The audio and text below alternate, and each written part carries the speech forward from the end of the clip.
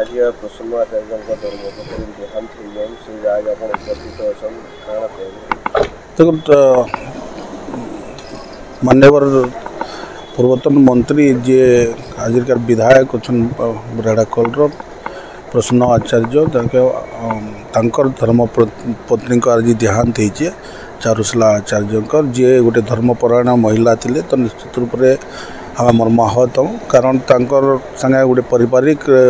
संपर्क थिला जितेबाला भी आम घर के जाइछू भेटीचु बहुत हस खुशी से आदर करूले आमको निजर छुआ भाया तो सेन्ता गोटे धर्मपरायण महिला आज देहांत होइए तो मुझे माँ सामने ठाने प्रार्थना करमी तांकर से अमर आत्मा के शांति दौन आ परिवार प्रति तांकर आशीर्वाद रो शक्ति दौन।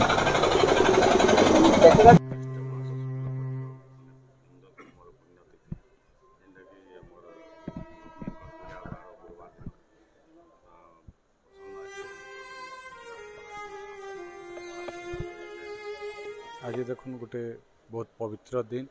आ विशेष भाव महिला मान लगी सुदशा व्रत आज पालन करसन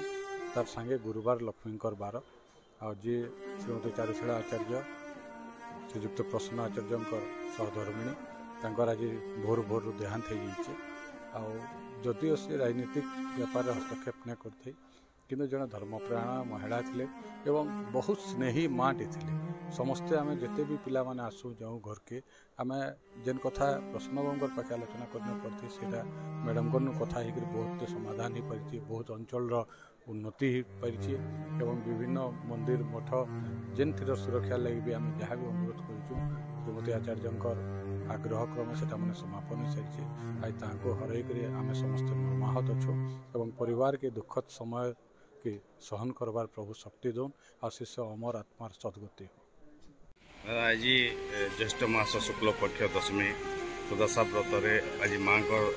स्वर्गारोहण होती कण कहवार के चाहिए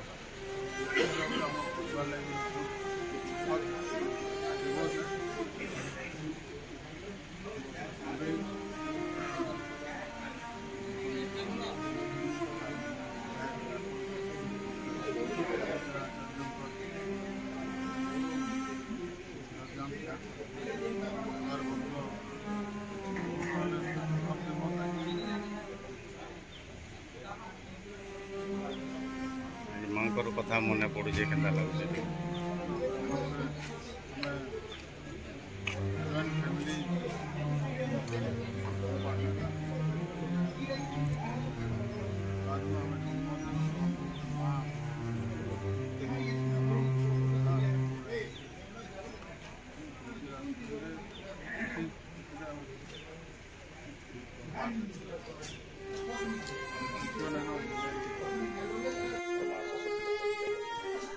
आज देखुन पवित्र बार है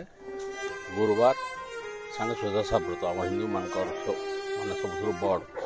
मांकर पूजा जेना माँ दिन आदिवागी दिन रे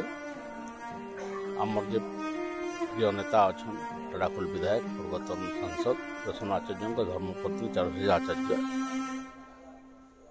आज 67 वर्ष होता से आज स्वर्गारोहण करिछन तांकर अंतिम यात्रा सुखमय हो